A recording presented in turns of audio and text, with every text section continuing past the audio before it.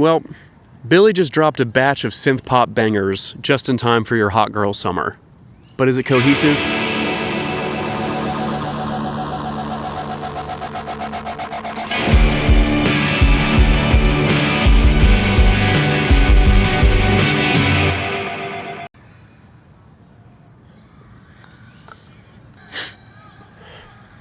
Alright, let's get started. So, what's a cohesive album? How are we grading this? What does that even mean? So the way that I see it, and the way that we're going to grade this together, is that a cohesive album has a narrative. It's got themes, it's all in the same world, telling the same story, it's all part of the experience. It's got texture, it's got instruments that all work together, it's got sound, it's got production, it's got all of the things that you would expect out of the type of story that's being told. All the horns, all the synths, all the drums, all your instrumentations. That's how it should feel. It should all feel cohesive. And lastly, it's got dynamic, meaning it gets as big as it gets small, and you have a good range to build and to go as loud as you want, Phoebe Bridgers' End of Punisher style, or as gentle DVD menu style, a la Punisher again. Phoebe Bridgers is the GOAT. So add all those up, and then if it adds the last little touch of being all around cohesive, get your last point. We're doing 1 to 10. We're going to try to be merciful to these guys though. So, Billie's record. This is her third full-length LP, coming off of multiple Grammy Awards and multiple Oscar Awards for What Was I Made For, killing it on Happier Than Ever, and following up When We Fall Asleep. Where do we go? All great records, all chart toppers, all things to solidify her in that pop indie section. She's got her place carved out, and Phineas will produce until he's dead.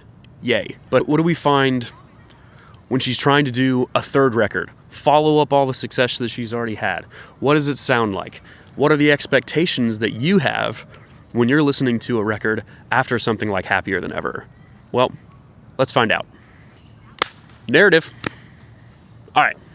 So when we're talking about a narrative from Billie Eilish's standpoint, we're basically at a top tier. She's one of the best when she writes her lyrics. She creates worlds, things that are lived in. She's extremely authentic with the way that she puts together the stories that her albums are telling.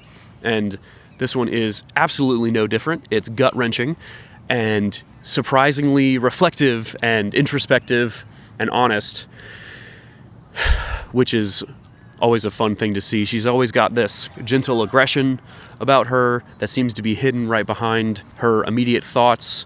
It's like she has a pleasant smile on, but the worst is right behind it, and that's a beautiful thing to see. There's a lot of tension between what's being said on the outside and what's being thought on the inside, and all this record is just the inside, all of the things that she feels. So, reflections on her as a pop star, on her growing up, being honest, and even coming out as a lesbian in like the modern world as people have watched her grow up. That's insane. I would hate that. That tells a great basis for this story. This is the person whose mind we're entering into, is a person who's pretty aware of where she's at. Now this speaks to a lot of her experiences and heartbreaks and relationships recently, but they're all very internal. None of it's conversations with a person she's had or anything that she would want to say to someone. It's all how she feels. It's like she's looking at herself in the mirror and giving the best monologue you could possibly give, and it's extremely compelling because it sounds like our internal monologue. It's a great thing for someone to actualize how you think and how you feel. However, I don't mean to be rude about it, Billie, but you do kind of heavily rely on every bar or every other bar rhyming type of system, and it does lose me at a certain point. Certain lyrics can feel repetitive, they can feel like they don't have enough momentum, like you're almost being driven by a pop song structure rather than expressing something in a looser, more freewheeling format. So, because of that, I'll deduce 1 point, but your narrative, we're keeping you at a 2 out of 3. Not bad. Textures. I'm really excited about this one because I love Phineas's production, and I love the way that her voice fits into Phineas's production. they work so well together, it's like they're related or something. So you get this reflective, sad, melancholy feel of how she feels, and it matches perfectly with a vintage, retro, synth pop, low-pass filtered, sad, atmospheric vibe that comes through with muted drums, classic Phineas. Synth lead lines that stay out of the way but still add color and the same emotion that Billie's adding, classic Phineas.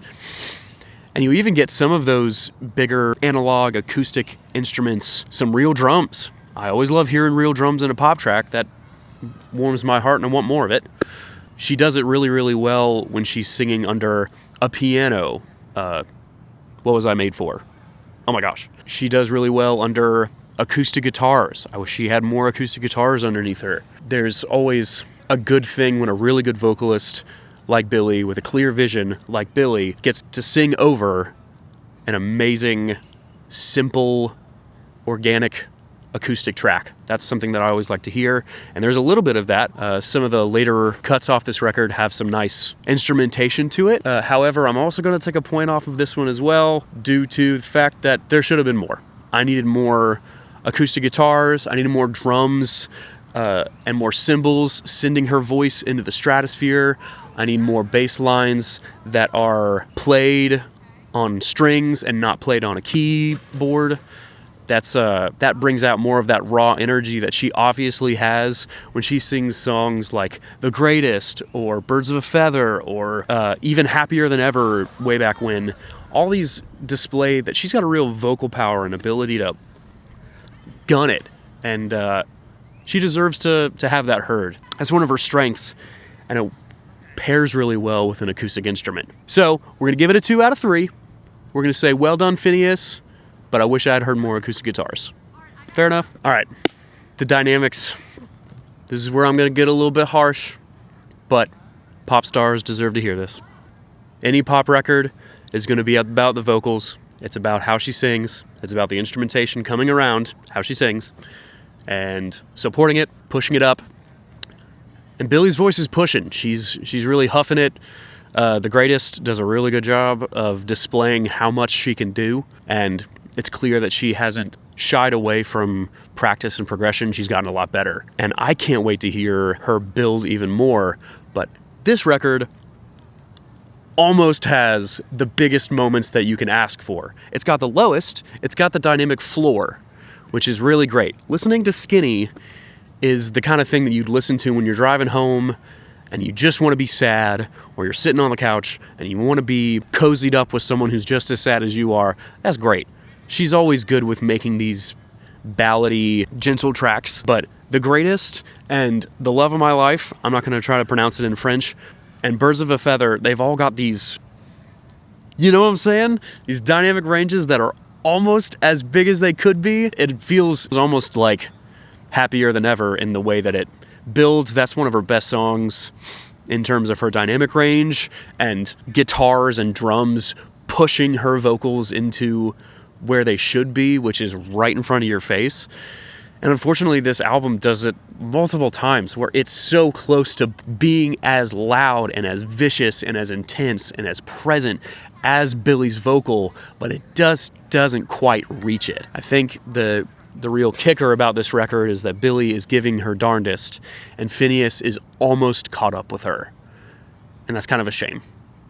So, for that, and for what I didn't get out of the highest parts of the record, I'm going to give this section a 1 out of 3. Now, the last point for being cohesive and everything working together, I'm going to give it to him. I think it earned everything that it was trying to earn. It got the response out of me that I was baited into giving. It was a beautiful record. It was sassy and fun. Just like Billie, it felt very authentic. And it told a story just the way that I think she wanted to tell it. I think there were parts of it where I could have been moved a lot more by more coming from the production side of things. But I will say that everything that she was trying to accomplish, I would gladly say that that's accomplished. So we'll give her that extra point. So, all that being said, I think a 6 out of 10 is a great place to be, especially after you've done a really similar format in the past 3 albums. frankly, I should have gotten bored of Billie Eilish's sound a lot sooner, but she just does it so stinking well that I kind of just want to keep listening to it. So I'm going to listen back to all 3 of these records and keep going. However, there are 4 extra points there to get to a 10 out of 10. And if you ask me what that would be, I would say, let her sing over a jazz band. Holy smokes. She's begging for it. It fits her so well. She would crush under something like a John Batiste production or really nice, well put together band that is notorious for like big band sounds being able to be as loud as she is. She deserves that. Give her a little bit more texture, give the production a lot more room to explode, and let the drums compete with her, because her energy is so fiery that a really snappy snare and some crash cymbals would be proper contenders, especially watching her live. I know her live shows are insane just the way that they are, but I'd like a band. And then finally, maybe branch into a little bit more of a outside of the box new era of how you tell a story and what your words can come together to mean. This just sounds like, Billie Eilish, I hope you continue to grow the way that you have been for years. I think this looks like a really great first 3 records. And if these were the only 3, she could have pop star status for the rest of her life. But I can only hope that this moves towards a new era of who Billie is and a new voice. And she's a culture decider. She's a pop star, and she's got the ability to tell pop musicians what things should sound like. And she can reinvent that in a way that brings more musicality and more thoughtfulness and more authenticity into every single pop record for the next 10 years. And Billie, I really hope you do that. So all around, was it cohesive? Absolutely. So that's how the album felt in terms of my system and how I experienced it. However, I really want to hear how you experienced it, especially through this system of cohesion and what it looks like to tell one uniform story. I would love to hear how it hit you and how it affected you. So, Billie Stans, please drop how you felt and your score based on this system down in the comments below. I'm really excited to hear more people sharing how this system lets them experience art better. So I really want to hear how this cohesive system interacts with how you experienced the album. I would love to hear what you thought, especially in regards to those 3 pillars of how I think of an album. I would love to hear how you think about other albums in that same way. Shoot some comments down below of anything that you'd like me to review through the lens of what a cohesive album is. And I would love to review them. Listening to music is the only thing that I want to be doing right now. Shout out Bryant Creative for the edit, for the production, AV. Now go listen to some new music.